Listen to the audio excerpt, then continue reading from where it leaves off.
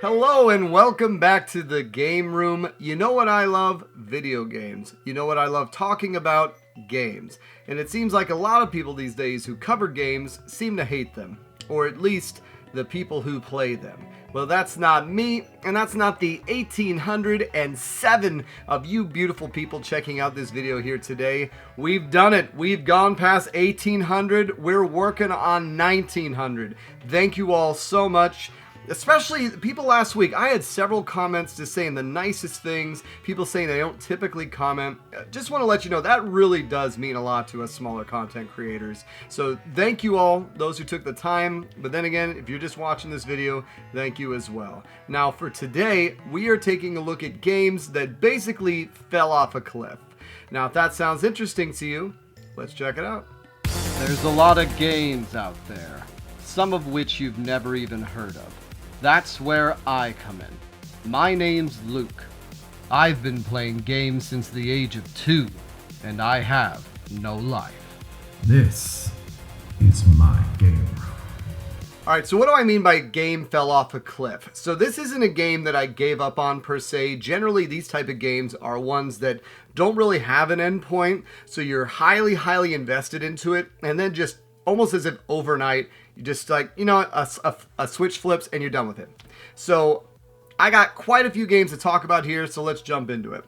So the first game we're going to mention is a kind of recent one, not so much now, but that is Splatoon 2. So when Splatoon 2 came out, it was my first foray into Splatoon. I didn't play any of the original on the Wii U, and I haven't played the third one, but I played a lot of Splatoon 2. It came out right around when the original Nintendo Online was launched, if I recall, and the Switch Online wasn't completely garbage, so it was a nice breath of fresh air in that regard, but also the game itself was just very interesting, having a pseudo first-person shooter that didn't just rely on your ability to take out the other person, but then to paint the arena. So you could spend all your time killing people and then your team could lose, which is an interesting concept. It's very, very Nintendo. But I don't know what happened. Just one day because it could have been a game came out that year, because I think Splatoon 2 was also a 2017 release, or maybe it was 2018. I don't know the exact particulars, but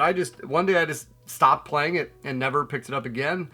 And it's meant to be one of those games where you go back to them. And I have problems with those type of games. Like, once I've had my fill of something, I don't really want to go back. Much in the vein of Splatoon 2 is Super Smash Bros. Ultimate.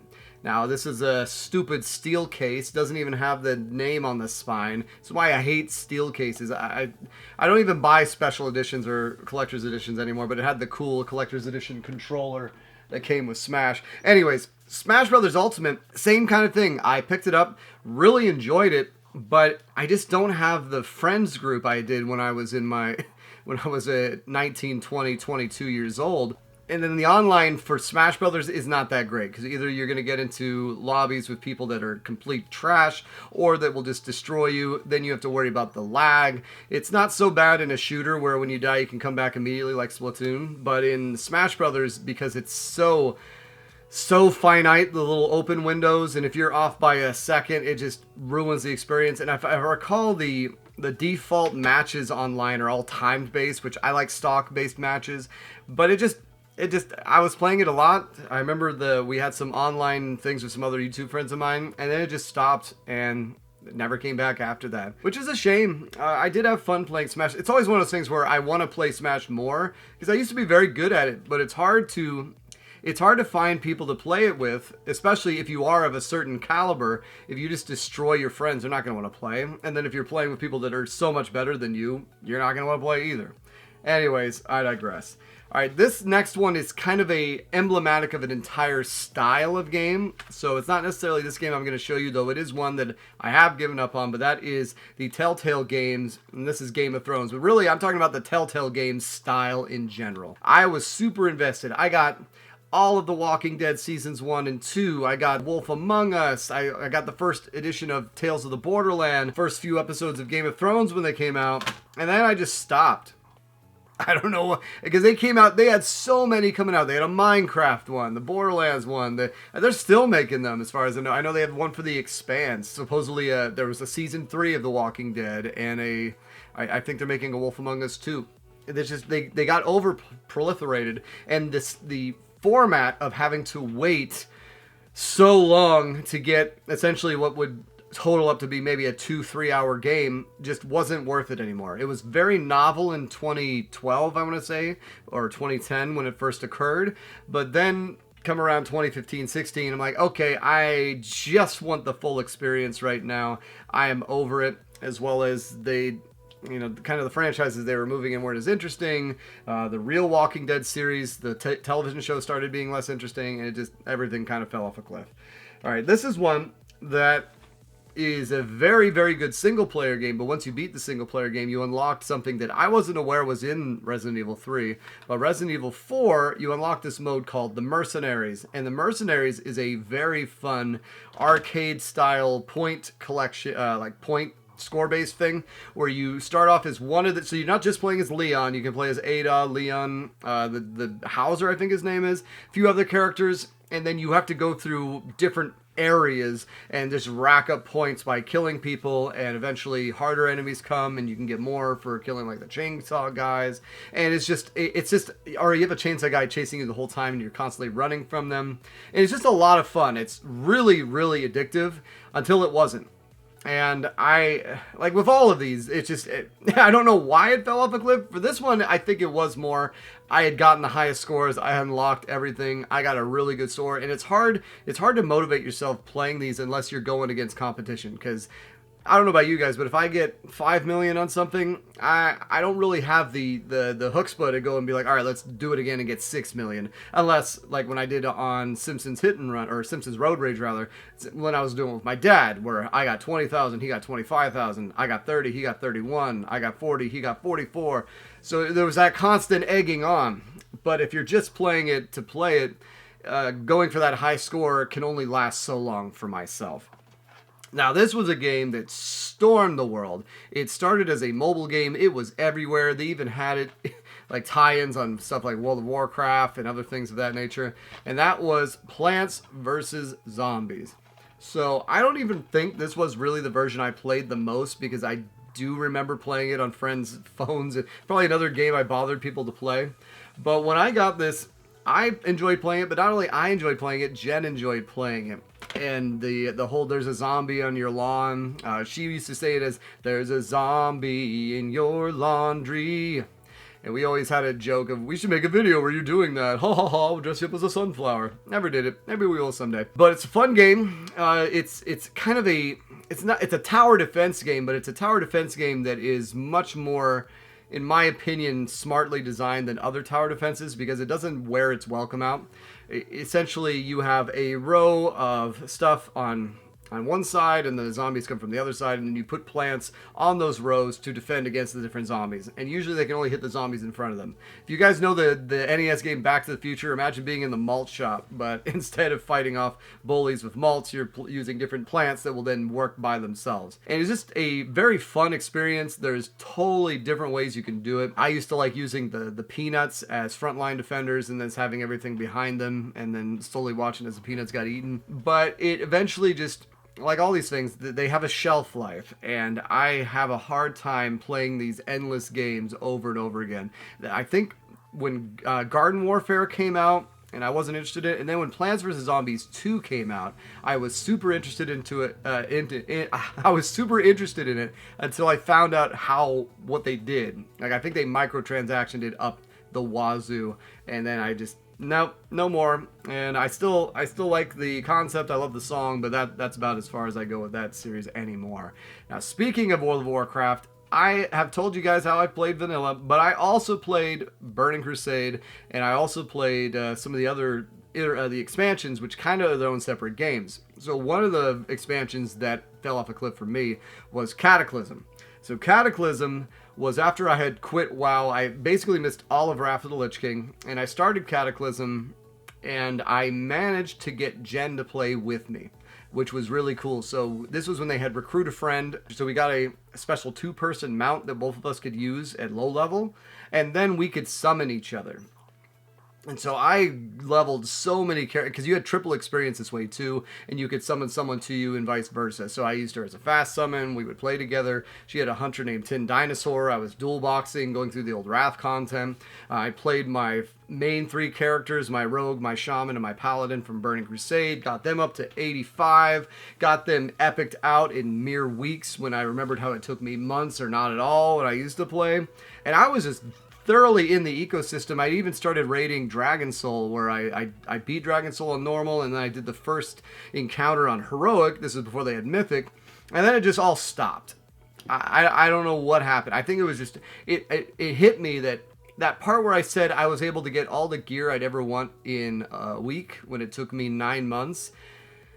It lost its luster, which is a lot of the problem I have with modern World of Warcraft to begin with, is it doesn't feel earned. When I went back to Classic, and I played Classic for 2 years, yeah, I think it was about 2 years, maybe a year and 9 months, something like that, I've thoroughly earned all the gear I had in my character. The fact that he's decked out in mostly tier 3 right now, 2 epic maces, it could just Scourge of the Wrathy Basin, is so cool.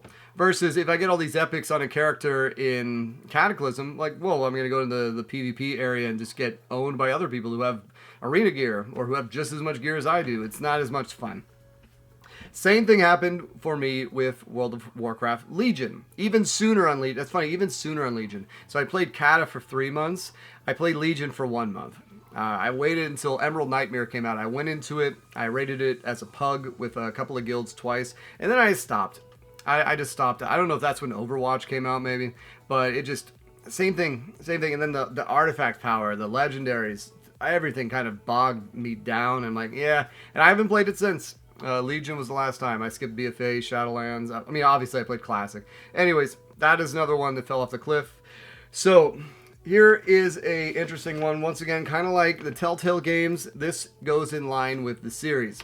So even though, in my own personal opinion, Assassin's Creed 4 Black Flag was a high point for the entire series, as far as the gameplay and the settings go, it was a low point for the game within, or like the story within the story, which was the overarching story. So the solid kind of one-off stories where you would take place as, you know, Enzio or Altair or the different guys, those were always interesting. But then you would have this outside story with Desmond, and that stopped after Revelations. And then for Black Flag and for Assassin's Creed 3, they had to continue the storyline, and they continued it in really stupid ways, in my opinion. And then once they announced Unity, I tapped out because they were too focused on the multiplayer aspect. Didn't have any interest in it.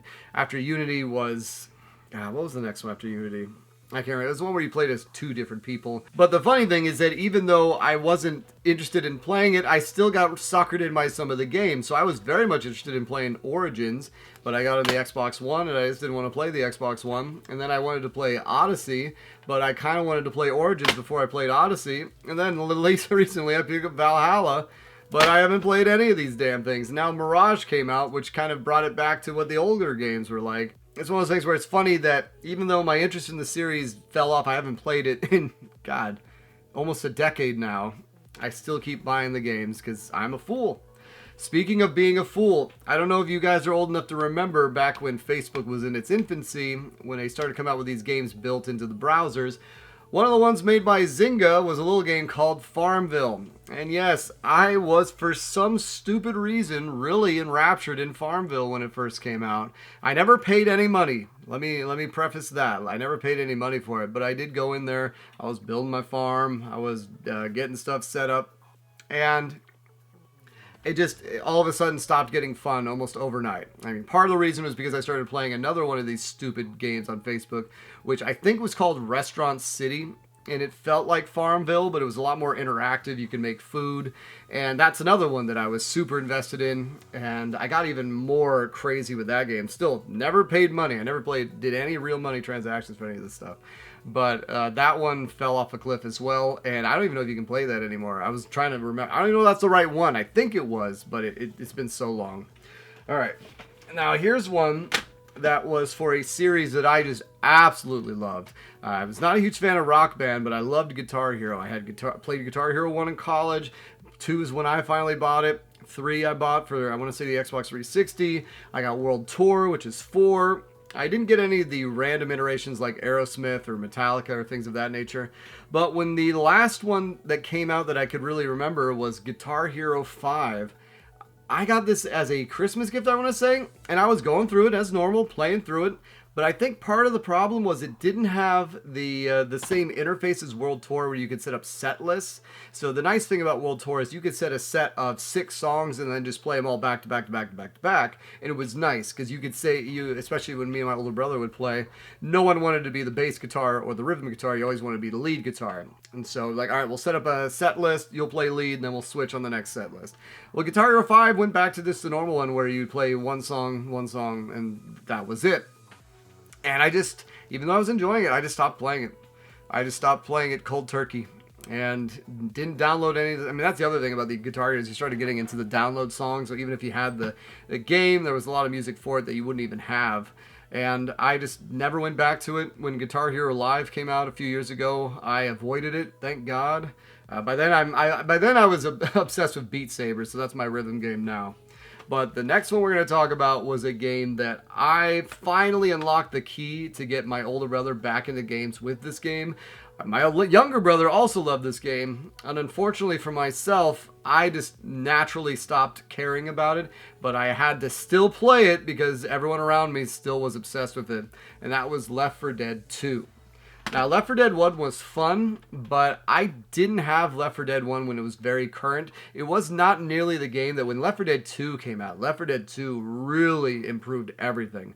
And one of the nice things about Left 4 Dead 2 is it allowed you to download and play all of the levels from Left 4 Dead 1, including the updated mechanics of using melee weapons, which I really enjoyed. It was funny because my older brother actually preferred Left 4 Dead 1. After I got him into Left 4 Dead 2, he would go and play Left 4 Dead 1 and actually preferred it to the second one. But Left 4 Dead 2 is just such a fun game. I know they had the Back 4 Blood come out that was supposed to be a spiritual successor, but it just got awful reviews. The game got discounted super quick. I picked it up for maybe $15 as one of my first PS5 games, but I still haven't even played it just because I'm a little worried about what I'm gonna find if I ever try playing it. But yeah, I'm not sure what killed Left 4 Dead 2 for me.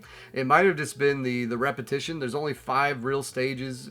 10 if you add the other one. I mean, they had a few download ones. I know on the PC side of things, there was a lot more content, and my buddies were always trying to get me to go on PC, but I'm just not a PC person. But let me know if I'm still wrong on that. I've tried to go back since then, but it's hard. It's hard to get back into the swing of things, and I imagine the online people still playing it to this day are so good at it that if you're not as good as they are, you're bringing the team down, and then they're going to yell at you. All right, another online game. You'll notice a lot of these are online games, but this is the one that got me to buy the PS4, and that game is Destiny.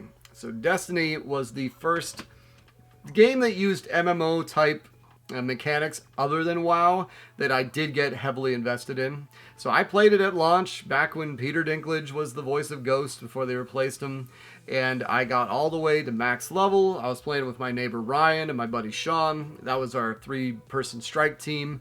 We would go through and do all that stuff, got my light level to 20, and then worked on getting the light level even higher up. My buddy Sean got much more invested into it. It was through him that I was able to get into Vault of Glass when it came out. I think that's what it was called, and beat that. And then I got all the way up to, I don't know if it was called the Taken King. I don't think it was maybe it was the Taken King. It was the second expansion, I want to say, or the second download pack that had, or was it the first one? Or is it the Taken King? I don't remember. Either way, it's when they introduced that new raid where you could go down and fight the Taken King, I think. And I didn't really play much of it. By that point, I had fallen off because I started seeing that methodology of WoW where, okay, once the new content comes out, immediately all your old stuff is made obsolete. And I wasn't really that invested in it at that point and put it down. And I didn't really play much of Destiny 2, and I haven't played any more of these pseudo type MMOs for consoles outside of classic WoW. Now, here's one that is funny because playing this game now is completely different than when you played it back then. And I actually did enjoy it when it came out. I remember I think I even streamed it, and I had like 2 people watching me when I was streaming it, and there was this one part where I was learning words from an alien NPC, and I spent maybe 30-40 minutes doing this, and finally the viewer's like, leave, stop learning the stupid words, and that game is No Man's Sky. Now, the game is allegedly a lot better now than when I played it, but I still put in about 20-ish hours and was thoroughly just enjoying the breadth and scope of the world. And then one day it just clicked. Like, all the complaints, all the people talking about how there's nothing to do, it's like I woke up one day and I'm like, yeah, there is nothing to do. God, I spent 2 hours yesterday getting words from an alien. What the hell am I doing with my life? Why am I doing that? That is, oh my goodness. And I just quit cold turkey, and I never went back to it. Now they have base building, and they have all these other, you can play with your friends like you were supposed to be able to. So maybe I should go back and check it out. That'd be an interesting thing, because I did a Hated Gems on it way back when, talking about it. It'd be interesting to see if my opinion on it has changed. All right, now a couple of these ones I don't have physical examples for. So the next one we're going to talk about is Apex Legends. So Apex Legends it burned like a firecracker. When that first came out, I was like, oh my god, this is a game that lets me play in PUBG as an Overwatch character. This is incredible. And then maybe 2 weeks later, I'm like, you know what? This is a game that plays like PUBG and it's got Overwatch characters. No, thank you. So what was a huge benefit once the initial shine rubbed off on it and the novelty, it was like, oh god, no, I don't want to play that. And I put it down. And from what I've heard, it's still one of the better battle royals out there, but you don't really hear much about it now, especially with the team that made it, because it was a surprise hit when it came out, because it was made by the Titanfall team, and this was after, I think this was after just Titanfall 1, or maybe it was after Titanfall 2, and it was a shock that it came out so well, because when people were told about it, it looked terrible, and I think it was even free to play when it originally launched, which was another surprise. All right, and I think that's all for the, oh no. Another one we have was a Switch download game. If you had the online service, it was completely free, still available, and that is Tetris 99. Tetris 99, I had such a ball playing, but I've never been a great Tetris fan, or a Tetris player, and I didn't really understand how it worked. I still don't understand how it works as far as the way you target people versus you drop your blocks on other people, what makes the blocks go up on yours, and things of that nature. And I think the closest I never won a match. I never won a match either. That definitely didn't help. I think the closest I ever got was second or third. And I remember when I got that, I was like, oh my god, am I going to actually do it? No, didn't do it. But it was a very, very fun time waster. Just not something that's going to hold my attention all that long. Because as you guys can tell, I like jumping into an experience that can be finished. I'm not a huge fan of things that have no ending. Unless it's WoW. I know, that's what was so shocking about it. Why do you think I keep talking about it? That's so against how I play games. And the last one that I don't have an example of is Minecraft. And specifically the original Xbox 360 download version of Minecraft. So this was the one that didn't have the end in it, didn't have the Enderman. It was like a tiny little sandbox where it was maybe 60% of the capabilities that was in the game. This was before they had the eating system, I want to say, or the hunger system, the stamina. So it was before they really put in more of the survival elements, which I still don't really care for. And I have an old Xbox 360 that still has that build of the game, I think, or at least one that's pretty close to it. That I will never connect to the internet so I can go back and play on it, because I really enjoyed playing in that version of it. It was just fun. I'm sure the newer game I'd grow to love if I played more of it, but it was something novel about how contained it felt, and there just wasn't so many astronomical things you could do in it. And I just got tired of it. I don't know what got tired. My little brother loved it. He got obsessed with Minecraft, and at a certain point, I was overplaying it. All right, and then last two here. So this one, again, is emblematic of a series, but this was the last one I bought of the series, and that is Call of Duty Modern Warfare 3. With all the Call of Duties, I really liked Modern Warfare 4. Call of Duty World at War was the one that I really cut my teeth on. I put in so much work into that because it felt like a Medal of Honor game, but it was Call of Duty. Then I got Black Ops. Black Ops was a nice campaign, was fun. I skipped Modern Warfare 2, but I did play Modern Warfare, and I think Black Ops 2 might have came out too. I don't remember the exact order, but Modern Warfare 3 was the last one I played, and I don't remember a single thing about the campaign. The multiplayer, they all felt the same, and it was kind of one of those things where, why am I buying the same game every year? This feels like the same people who buy the same sports game every year. I'm not interested in doing this. It's not that much fun. And I tapped out officially on Call of Duty Ghosts, and that's kind of, it was just funny because it really just bam, like just, and ever since then I haven't played it. I haven't played any of the newer ones. I've been the closest I got was when Warzone came out because all the battle royals were going nuts. But since then, I don't know. Let me know. Let me know if there's any of them that have like a worthy campaign because they're all pretty damn cheap. Because it'd be fun to run through all the last 7 Call of Duties and see, oh, this one is. Anyways, the last game we're gonna talk about is a game that I loved, and then I was done with it. There was no reason why I put it down. I just was done with it. And that was For Honor. And I had such a ball playing this for maybe a month and a half.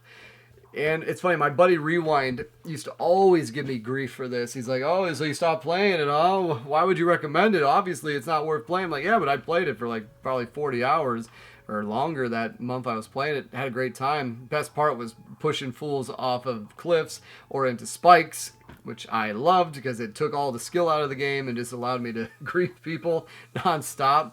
I remember when I did the review, kind of pseudo review I did for my channel. I had this clip. I'll probably find the clip again where I would just push one guy, grab another guy, push another guy, and I could just hear him going, no. So much fun. Anyways, those are a bunch of games that I was interested in and then just fell off a cliff. Let me know about games that you guys played that you just overnight suddenly stopped caring about, because it's interesting. And what are the reasons for it? Like I told you with mine, I have a hard time playing the same game without an ending perpetually. So eventually I just lose interest, and that's kind of what happened with all these. But yes, as a reminder, I have a Patreon. If you want to click the link, there's a Into the AM. You can get discount on t-shirts, one of which I've been wearing right now. They're nice. My wife calls these my I look like an adult shirt.